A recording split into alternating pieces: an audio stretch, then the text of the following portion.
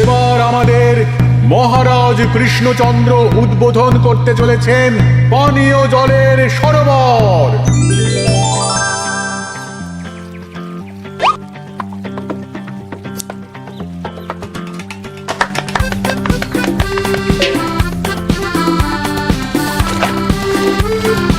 এই নাও রানী, আজ এই জলে রাজবাড়ির রান্না হবে। মহারাজ, আমরা সবাই চাই আপনি এই পানীয় জলের সরোবরের ব্যাপারে কিছু বলুন। কৃষ্ণনগরের মানুষের দীর্ঘদিনের ইচ্ছে আজ সফল হয়েছে। আমাদের রাজসভার সকল সভাসদদের জন্য এতদিন পরে একটা পানীয় জলের সরোবর হয়েছে। প্রত্যেক সপ্তাহে এই সরোবরে বিজ্ঞানীর বানানো রাসায়নিক মেশানো হবে, যাতে জলে কোনো রকম জীবাণু না থাকে। এই জল রান্নার কাজে ব্যবহার করা যাবে এবং পরিশুদ্ধ করে বা ফুটিয়ে পান করাও যাবে। আরে সবাই দাঁড়িয়ে আছো কেন? হাততালি দাও, হাততালি, হাততালি। এই হাততালি তোমাদের সকলের প্রাপ্য, কারণ তোমাদের প্রত্যেকের 2 মাসের বেতন তোমরা দান করেছো বলেই অর্থাভাব থাকা সত্ত্বেও এই সরোবর এত তাড়াতাড়ি বানানো সম্ভব হয়েছে। এছাড়াও নিজেরা মাটি কাটা থেকে শুরু করে সকল কাজে সহযোগিতা করেছো, এটাও অনেক বড় ব্যাপার। আবার হাততালি। মহারাজ, এই আনন্দে কি খাওয়া দাওয়া হচ্ছে? খাওয়া বিশ্রাম সব হবে।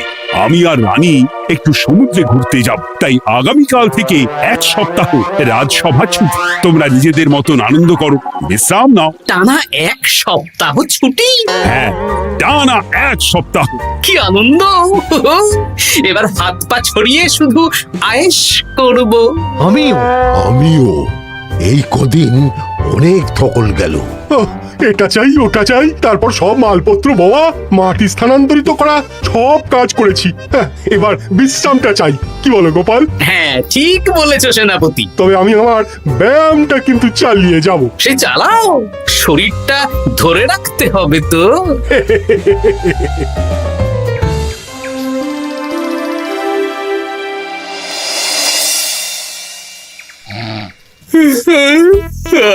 বলি এত ঘুম তো ভালো নয় গো, একটু ব্যায়ামও তো করতে পারো, বুড়িটা একটু কম তো। কি হবে গিন্নি, সুস্থ শরীরকে ব্যস্ত করে এই বেশ ভালো আছি, সুখে আছি।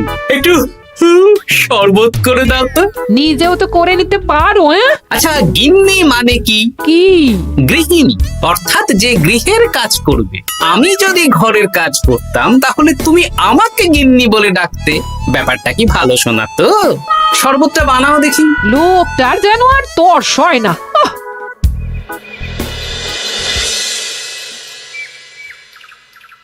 এই 137, হ্যাঁ 138, হ্যাঁ 139, হ্যাঁ 140।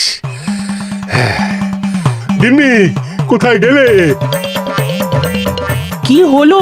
তোমাকে সেই কখন বলেছি ডিম সেদ্ধ করে দিতে, করেছো? আরে বাবা, সকালে জামা কাপড়গুলো কেচেছিলাম, এখন ভাঁজ করে গুছিয়ে রাখছি। ওসব সেদ্ধ পরে হবে। পরে হলে চলবে না, ওটাই আমার নিয়ম। উঠবোস করে 4টে ডিম সেদ্ধ আর মুগুর ভেজে 4টে কাঁঠালি কলা। নিজে সেদ্ধ করে নাও, আমি পারলাম না। তুমি যে কাজটা করছো সেটা রেখে আমার ডিমটা আগে সেদ্ধ করো। আমি 250টা উঠবোস শেষ করেই খাবো। 141, হ্যাঁ 142।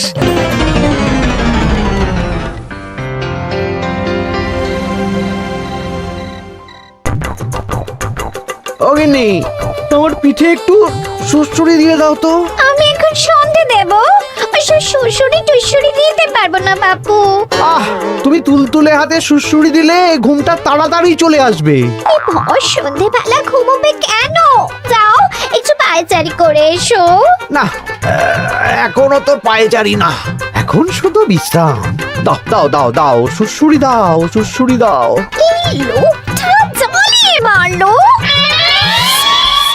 গিন্নি, একটু ওই কাঁচা লঙ্কা, কচি শসা, কুচো পেঁয়াজ আর ওই সর্ষের তেল দিয়ে মুড়িটা মাখো, বুঝলে? তুমি তো নিজেও মেখে নিতে পারো বাপু, সব কিছুতে আমাকে কেন আদেশ করো? আদেশ না লক্ষ্মী বউ, আমার অনুরোধ। তোমার মতন মুড়ি কি আমি মাখতে পারি? না না না, মেখে বেলা দেখি, মেখে বেলা। একটা কাজ নিজের হাতে করবে না। কি জ্বালাতন রে বাবা।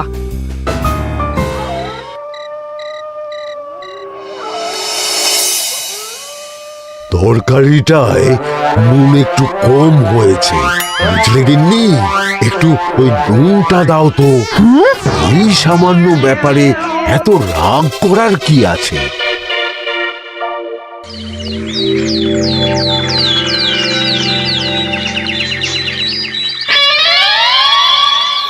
এই একটু জল ভরে নিয়ে যাব, একটু শান্তিতে রান্না করব তার জো নেই। কর্তা বাড়িতে আছে, আমার হাড় বাস জ্বালিয়ে দেবে। আমার দুঃখের কথা আর কি বলি দিদি ভাই, সারা দিন এটা ওটা বায়না তো ছিলই, কিন্তু এখন ছুটি পাওয়ার পর থেকে যেন বায়না বেড়ে গেছে। আমার কর্তা তো এমনিতেই আরাম প্রিয়, এখন দেখছি ঘর থেকে বেরোতেই চাইছেন না। সারাক্ষণ শ্বশুরে দাও, এটা খেতে দাও, হাত পা টিপে দাও। আর যদি না কথা শুনে উল্টে বলি নিজে করে নাও, তাহলেই বাবুর গোসা হয়। যদি অভয় দেন তাহলে ছোট মুখে একটা বড় কথা বলবো। বলো বলো। আপনারা একটা কাজ করতে পারেন, যখনই আপনাদের কর্তারা আপনাদের কিছু একটা কাজ করতে বলবেন, তখনই বলে মুখ ঘুরিয়ে নেবেন, দেখবেন তারপর সেই কাজ নিজেই করে নিচ্ছে। কিন্তু এতে যদি রাগ করে? রাগ করে আর করবেটা কি, সেই তো দিনের শেষে নিজের ঘরে নিজেকেই ফিরতে হবে। বরং আপনাদের এড়িয়ে যাওয়া দেখে ভাববে আপনারা হয়তো রেগে আছেন, তেতে আছেন, সেই ভয়ে নিজেরাই নিজেদের কাজ করে নেবে। ঠিক বলেছো বুচির মা, সোজা আঙুলে ঘি না উঠলে আঙুল বেঁকিয়ে ঘি বের করতে হয়, না হলে ঘিয়ের বোতলে তাপ দিতে হয়। ঠিক বলেছো, তোমার এই বুদ্ধিটা বেশ ভালোই দিয়েছো। আমিও আজকে থেকে এই পদ্ধতিটাই অনুসরণ করব। বেশি কথা বললেই ভাবে বেশি পাত্তা দিচ্ছি, নিজের ওজন ধরে রাখতে হবে। যাতে স্ত্রীদের তপে স্বামীরা কাঁপে। এবার সব কাজ নিজেরাই করবে, আর আমরা শুধু রান্না করে খালাস। করবে মানে করতে বাধ্য হবে।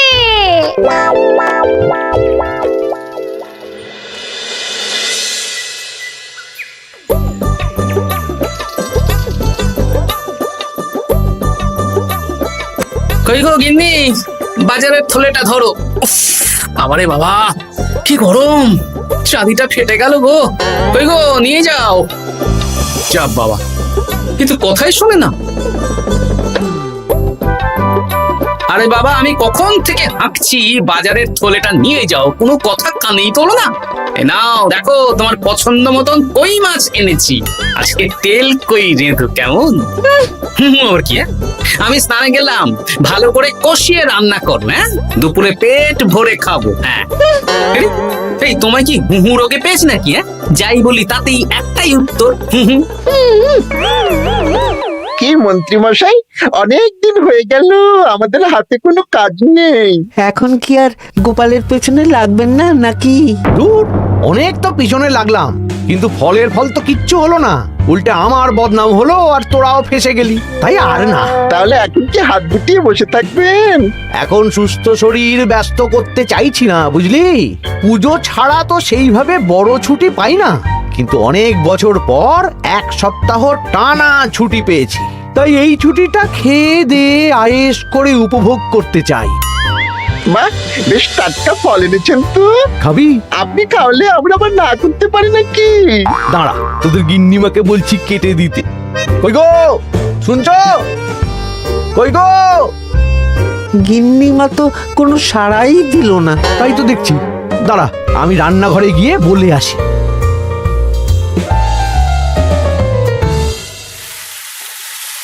কই গো, শুনছো? বটা ঘটাকে কয়েকটা ফল কেটে দাও না, বেচারাগুলো খেতে চেয়েছে। আবার কি, না হয় তরকারিটা হয়ে গেলে কেটে দিও। এ তো মহা মুশকিল। দূর বাবা। কি বললেন গিন্নিমা?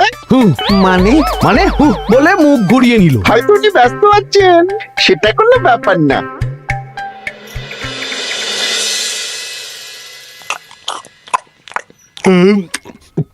সত্যি তোমার হাতের রান্নায় জাদু আছে।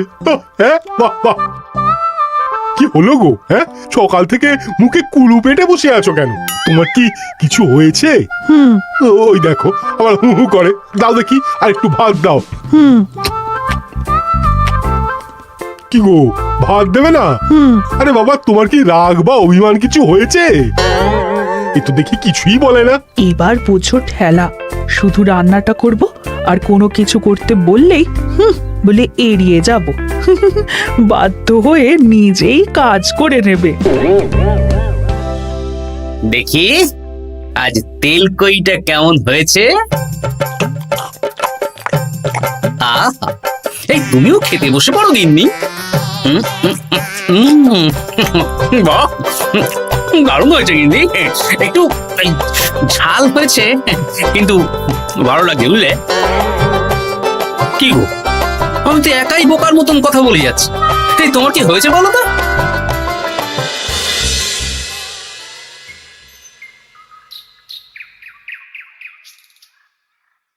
গিন্নি, মুদিখানা থেকে মাসকাবারি সব নিয়ে এসেছি। এবার জায়গার জিনিস জায়গায় ভরে ফেলো তো। কি হলো গো, ভরবে না? কি গো, রাগ করেছো আমার ওপর? নিচে নিচে ভরো ভরো নিচে।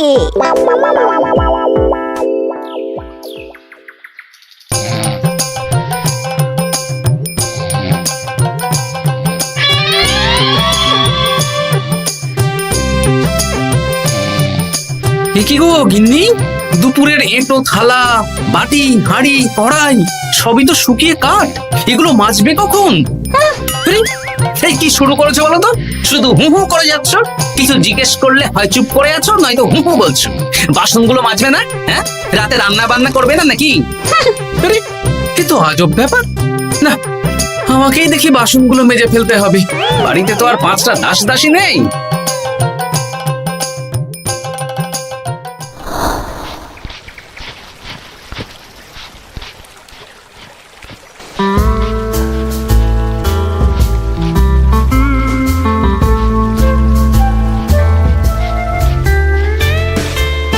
কি দাদু, তুমি বাসন মাজছো? কি আর করবো, তোদের দিদার রোগ হয়েছে। কি রোগ হয়েছে দাদু? হুহু রোগ হয়েছে, হুহু রোগ। সেটা আবার কি? আমি কিছু জিজ্ঞেস করলেই হয় চুপ করে আছে, নয়তো হু হু করছে।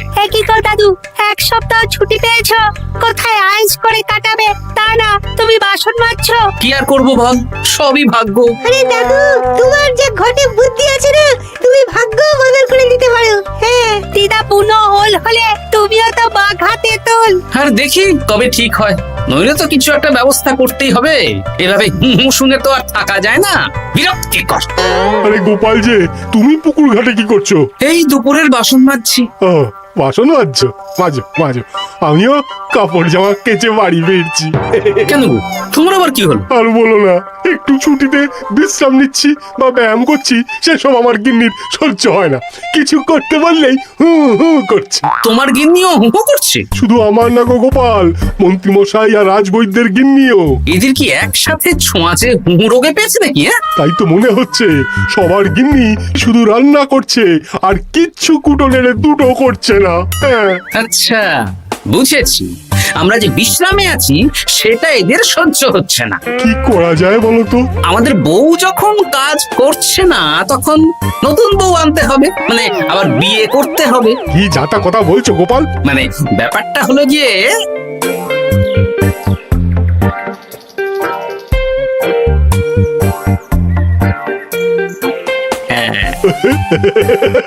দারুণ বুদ্ধি।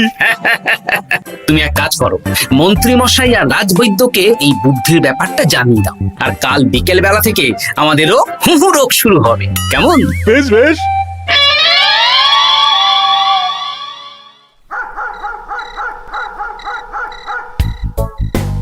অগিন্নি, বাসনগুলো সব মেজে এনেছি, এবার তো ওঠো। রাতে রান্না করবে তো? এই তো ওষুধে কাজ দিয়েছে। এভাবেই খাটাবো। ছুটিতে বাড়ি বসে পায়ের ওপর পা তুলে খাওয়া বের করে দেবো, বের করে দেবো। হ্যাঁ, তুমি মনে মনে কি ভাবছো আমি ঠিক বুঝতে পারছি। সারা বছর খাটাখাটনির পর আমার 1 সপ্তাহ ছুটির সুখ তুমি চোখে দেখতে পারছো না। কাল খেলা ঘুরে যাবে।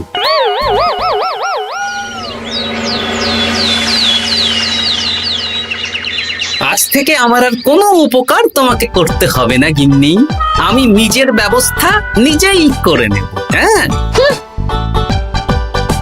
মানুষটা সেজে গুজে গেল কোথায়? চললাম। কোথায় যাচ্ছি? গলায় মালা, এত সাজগোজ, কি ব্যাপার? বাবারে বাবা, আতরের গন্ধে ঘরটা ম ম করছে। এলাম। হুম।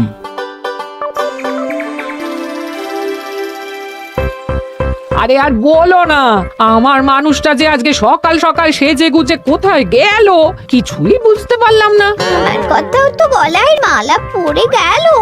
আমার কর্তা তো রজনীগন্ধা ফুলের আতর মাখছিল। কোথাও কি কোনো নিমন্ত্রণ আছে নাকি? কিছুই তো বুঝতে পারছি না। আমাদের এই হু হু ওষুধে বেশ কাজ দিয়েছে, কি বলেন? হ্যাঁ, হ্যাঁ, এখন আর বেশি বায়না করছে না। একবার হুক করেছে আর নিজেই সেই কাজ করে নিচ্ছে। আমি শুধু রান্নারটুকু করি, বাকি সব কাজ ওকে দিয়ে করাচ্ছি।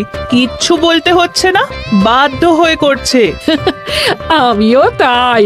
আজকে তো ভেবেছি খাবার ঢেকে রাখবো, নিজে বেড়ে নিয়ে খাবে। বায়না একেবারে গুছিয়ে দেবো। হ্যাঁ,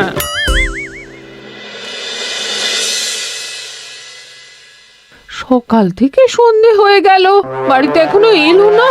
মানুষটা কোথায় গেল রে বাবা? এসো এসো নতুন গিন্নি, এসো। আজ থেকে তুমিও এই সুখের সংসারের সমান অংশীদার। এই এই এই এই এইটা কে? তুমি একটু ওপর পড়ে এসেছো কেন? নতুন গিন্নি, তুমি আমার পুরনো গিন্নির কথায় বেশি কান দিও না। আমি যা বলবো তাই শুনবে। তুমি আমার জন্য রান্না বান্না করে দেবে তো? আমি একটু একটু বায়না করবো, সব শুনবে তো? তুমি বিয়ে করেছো? ও মা গো, আমার কি সর্বনাশ হলো গো!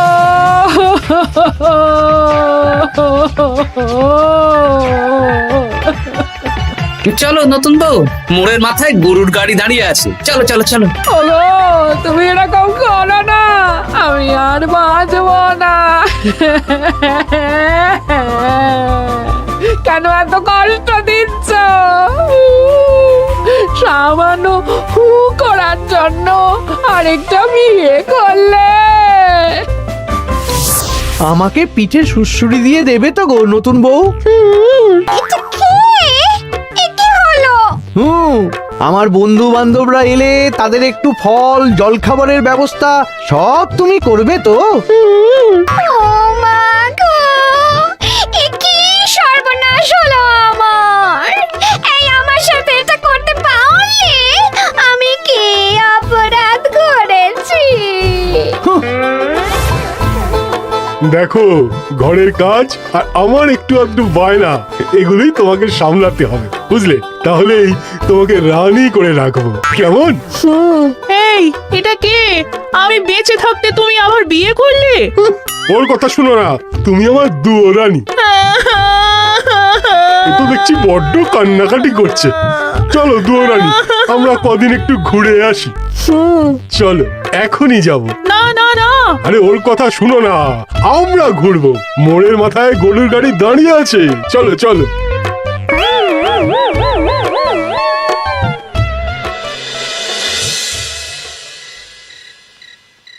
এখন আবার ঘুরতে যাচ্ছ? কি আর করবো বলো, আমরা সামান্য এক সপ্তাহ ছুটি পেলাম, ভাবলাম একটু আয়েশ করে থাকবো, কিন্তু তোমাদের সেই সুখ সইল না, তাই আমি মানছি আমি ভুল করেছি, তা বলে তুমি আরেকটা বিয়ে করে নেবে? ওকে মালা পরানোর সময় তোমার বুকটা একটু কাঁপলো না? আমার মুখটা মনে পড়লো না? এটা তুমি কেন করলে? আমাকে একটু বুঝিয়ে বলতে আমি আবার আগের মতো তোমার ছোট ছোট বায়নাগুলো পূরণ করে দিতাম। তার জন্য বিয়ে করলে? তুমি কি নিষ্ঠুর? তোমরা সবাই নিষ্ঠুর। নিজেদের একটা স্ত্রী থাকতে আবার দ্বিতীয় বিয়ে। কি আর করবো, স্বামীর সামান্য আবদার স্ত্রী না রাখলে তো কোনো সংসারই সুখের সংসার হতে পারে না। অগত্যা। এখন তোমরা যদি কথা দাও যে আগের মতন আমাদের ছোট ছোট বায়নাগুলো সামলাবে, তাহলে নতুন বউকে ওদের বাড়ি পাঠিয়ে দেব, আর আবার আমাদের পুরনো সংসার, সুখের সংসার ফিরে আসবে। সত্যি হ্যাঁ, বেশ কথা দিলাম। দাও দাও মুখ পুরীকে বাড়ি পাঠিয়ে। মুখ পুড়ি নয়, পোড়া। এই যে সভাকবি, ঘোমটাটা তোলো তো। কটা ঘুমটা তোল। ঘটা ভোলা তার মানে তোমরা কেউ বিয়ে করোনি? না, তোমাদেরকে পথে আনার জন্য একটা ছোট্ট বিয়ের অভিনয় করলাম। আচ্ছা, এবার তো অভিনয় বুঝে গেলাম। এবার যদি তোমাদের বায়না না রাখি, তাহলে সত্যি সত্যি আমাদের বিয়ে করতে হবে। নয়, হ্যাঁ।